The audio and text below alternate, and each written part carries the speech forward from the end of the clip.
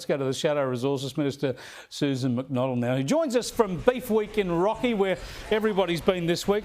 Susan, this is bizarre, isn't it, that the Greens seek to demonise gas, because you can't have a mainly renewables grid without lots of gas generation.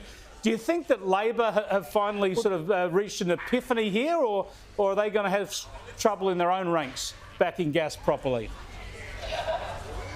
Well, Chris, you've got to wonder who's running the show if the Greens feel so emboldened to make these sort of absolutely ridiculous comments, because you're absolutely right. It's either peaking and firming for electricity, it's gas in manufacturing, or gas in homes. For all those reasons, we need more gas, not less.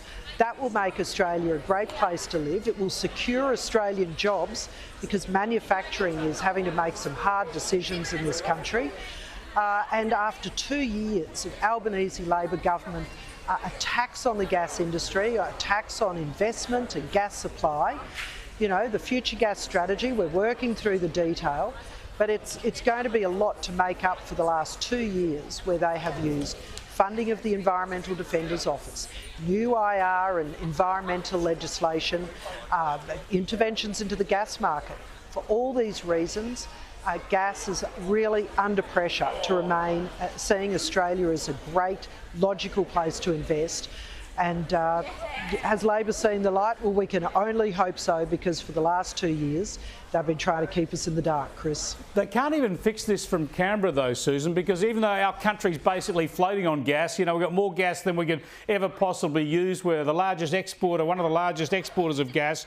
We've got state governments that are preventing people from accessing it. The Victorians won't let people access the enormous amounts of gas in Victoria. Even parts of South Australia have been blocked off from exploration. There have been people trying to get gas out of the Western Plains of New South Wales for decades, and they keep being stymied. Unless state governments allow access, then we're not going to be able to actually power ourselves.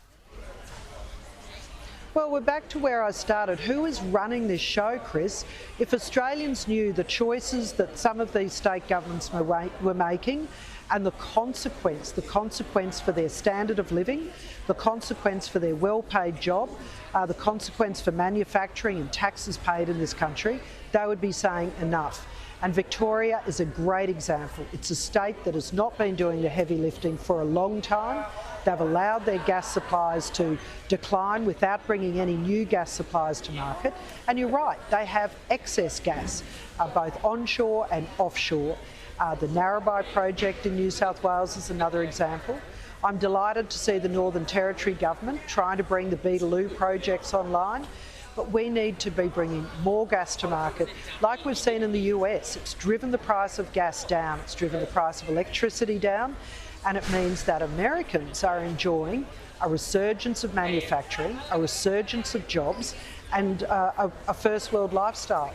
We are jeopardising all of that with the kind of crazy policies that Labor has had in place for 2 years. And of course, I mean Labor federally and Labor at a state level. So it's madness. It's more of this.